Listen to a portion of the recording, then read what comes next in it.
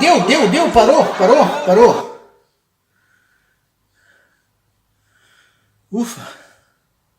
A questão é que quando o ódio se torna uma linguagem, não há possibilidade para diálogo, só monólogos.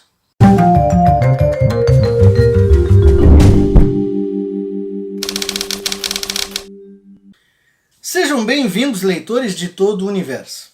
Desde que o Brasil deu uma guinada, para alguns surpreendente, para outras inevitável, primeiro a direita e depois a extrema-direita, alguns exemplos na nossa literatura têm tentado entender o processo que levou até esse quadro atual. Você tem o livro mais recente de Daniel Galera, por exemplo, Meia-Noite e 20, que faz um retrato de um determinado momento pós-manifestações de junho de 2013, tentando entender um pouco o que foi aquela vertigem. Esse é o tema também de Os Dias da Crise, de Jerônimo Teixeira, esse no qual um intelectual meio blasé avalia no futuro o que pode ter sido aquilo e não chega a conclusão nenhuma. Você tem o livro de Chico Buarque, Essa Gente, que é uma radiografia bastante urgente do primeiro ano de governo Bolsonaro. E você tem o livro sobre o qual vamos falar agora, o recente lançamento Solução de Dois Estados, o mais recente romance do escritor Michel Laub. A trama aborda a relação conflituosa entre dois irmãos, Raquel e Alexandre. Eles têm personalidades opostas, visões de mundo opostas, mas uma coisa eles têm em comum: ambos se odeiam e os dois acreditam que tudo que deu errado em sua vida foi culpa imediata do outro. Assim como alguns dos livros que nós mencionamos agora na introdução partem de um ponto específico no tempo para tentar compreender a situação atual do país, normalmente uma autópsia do que aconteceu após as manifestações de junho de 2013, Solução de Dois Estados também parte de um acontecimento, e o centro do romance é a tentativa de compreender e até de reconstituir esse acontecimento, uma agressão traumática sofrida pela artista plástica Raquel Tomazini, enquanto participava de um debate sobre violência urbana realizado num hotel de luxo em São Paulo e com o patrocínio de uma instituição cultural ligada a um banco. É uma agressão que tem repercussão internacional e que dá origem ao formato escolhido por Laub para apresentar essa história. A moldura do romance é a de uma série de entrevistas e de materiais recolhidos para um documentário que está sendo realizado por uma diretora alemã chamada Brenda Richter. Impactada pela repercussão internacional do caso, Brenda vem ao Brasil e se dedica a longas entrevistas tanto com Raquel quanto com Alexandre. Raquel, uma mulher obesa de 130 quilos, é uma artista plástica de uma obra muito provocativa. Ela transformou muito do trauma que sofreu do bullying na infância, principalmente em idade escolar, em uma discussão a respeito dos padrões que são impostos ao corpo feminino, em obras bastante provocativas que são, primeiramente, colagens e, mais tarde, filmes pornográficos extremamente violentos, dirigidos e protagonizados por ela, e que são depois lançados em plataformas de pornografia online e viram uma instalação com exibição dos vídeos e os comentários reais que são deixados. O ponto que Raquel quer provar é que a agressão é um dado real, não apenas simbólico, quando o corpo de uma mulher está em jogo, principalmente uma mulher que foge dos padrões. Muito do que se vê na tela nos filmes da própria Raquel se repete no momento em que ela é abordada no início da palestra que está prestes a participar por um homem chamado Gessé, que coloca uma barra de ferro dentro de uma mochila e vai em direção ao hotel com o objetivo explícito de agredi-la.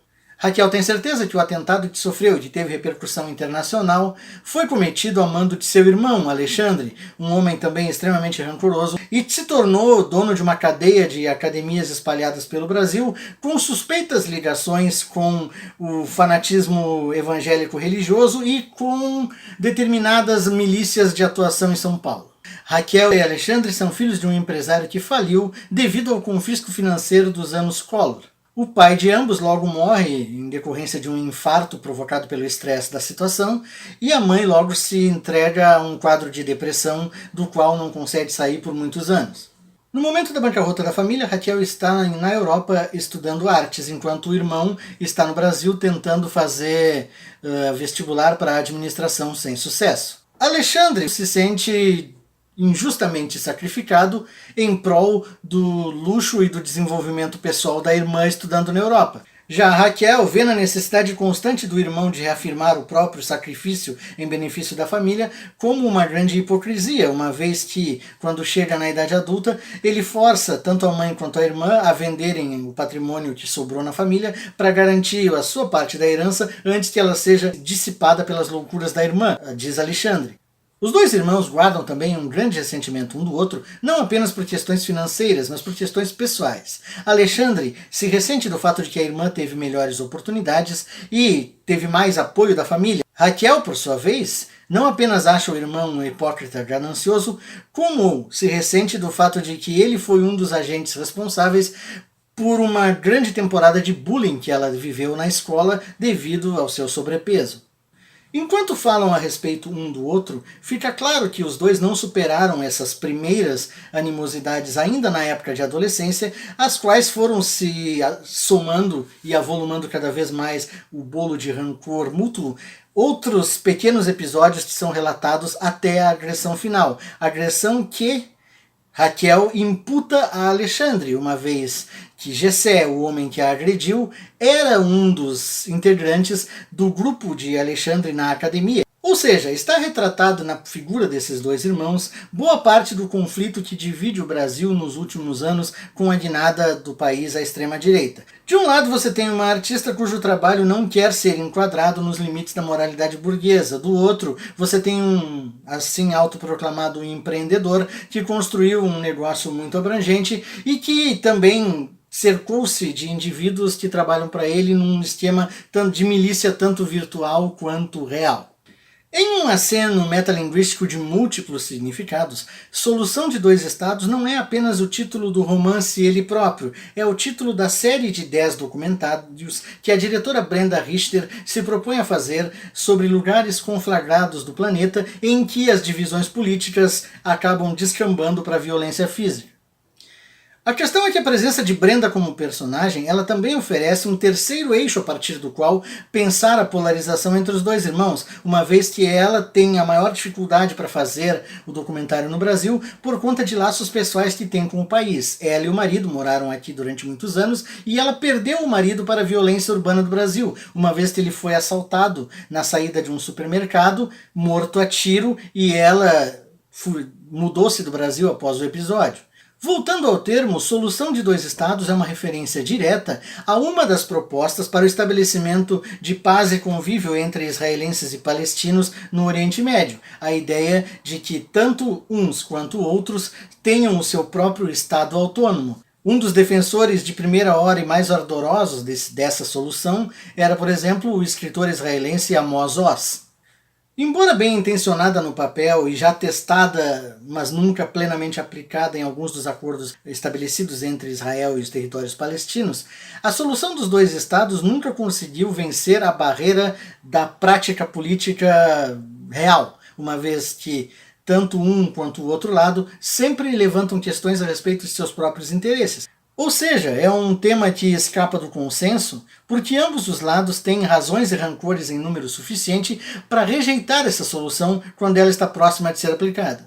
Que esse seja o nome deste livro, em que dois irmãos não conseguem calar a boca a respeito das insatisfações que têm um com o outro e das mágoas que acumularam no passado, apenas amplia a capacidade de Laube de tratar e de simbolizar essa polarização que se espalha não apenas pelo mundo, mas em especial no Brasil. É dito ao longo da narrativa que alguns dos episódios já foram filmados por Brenda em lugares conflagrados do planeta, como Hungria, Venezuela e Síria. Embora não vejamos esses outros filmes do projeto, que já foram concluídos e alguns deles premiados, fica claro ao longo da narrativa que Brenda está tendo especial dificuldade para tirar do chão o documentário no Brasil, uma vez que ela não consegue, nas entrevistas que faz tanto com Raquel quanto com Alexandre, chegar a um denominador mínimo, a um meio termo consensual de como as coisas aconteceram desde a infância de ambos. Justamente para tirar o romance das soluções de maniqueísmo fácil, Laube faz com que os dois entrevistados, Alexandre e Raquel, sejam pessoas altamente articuladas. O fato de essas duas pessoas serem tão dispostas a falar faz com que elas apontem minuciosamente as incoerências no discurso do outro.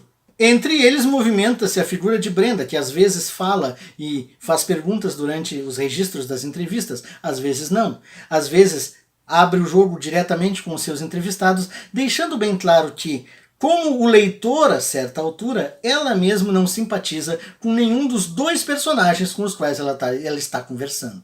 Laub vem aperfeiçoando desde Pelo Menos Longe da Água, romance publicado em 2004, uma forma e um estilo que eu chamaria de romance em espiral. As histórias em seus livros, normalmente narradas por um indivíduo em primeira pessoa, não são contadas em modo linear, e sim partindo de um evento normalmente traumático, no qual o narrador descreve uma determinada situação, dali ele parte numa digressão que pode muito bem ser alinhavada ao sabor da memória e voltar aos anos de juventude ou de infância, ou a determinados elementos da construção familiar ou afetiva desse protagonista. Volta-se àquele mesmo episódio que havia começado a narrativa, ele descreve novamente o episódio e coloca um ponto a mais. Um ponto que havia sido sonegado anteriormente, seja porque o trauma impede que o protagonista se expresse da melhor forma e da mais direta, ele ainda não está pronto para dar aquela informação, ou ele claramente tem vergonha do que aquela informação pode fazer ao longo da narrativa. Digamos que os personagens de Laub são pessoas que tentam criar, não apenas narrar uma história, mas criar uma imagem de si mesmas.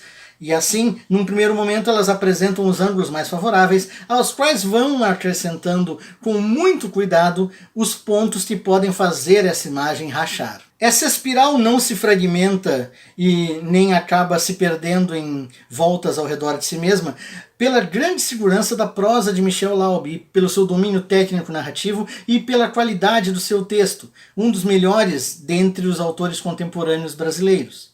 Em Solução dos Dois Estados, no entanto, parece que não há uma dosagem perfeita dessa narrativa repetitiva, que tem, obviamente, a função estética de transformar em forma literária um pouco desse atoleiro moral e político e discursivo no qual o Brasil parece ter se metido dos últimos 2, 3 anos para cá.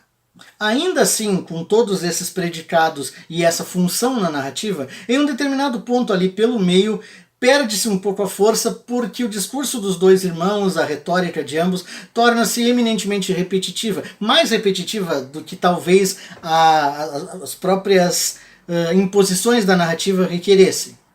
Mas o romance volta a ganhar força e a terminar numa nota altamente positiva no momento em que os dois irmãos praticamente arrastam para o centro da trama Brenda, seu trauma, o trauma do assassinato de seu marido e a tragédia que ela própria vivenciou no Brasil e que ela é forçada a também contar nesses diálogos muito confrontadores entre ela e seus entrevistados. É um livro no qual Laub sobe as apostas e faz uma súmula das grandes inquietações que vêm, de alguma maneira, permeando o seu trabalho desde pelo menos o Diário da Queda.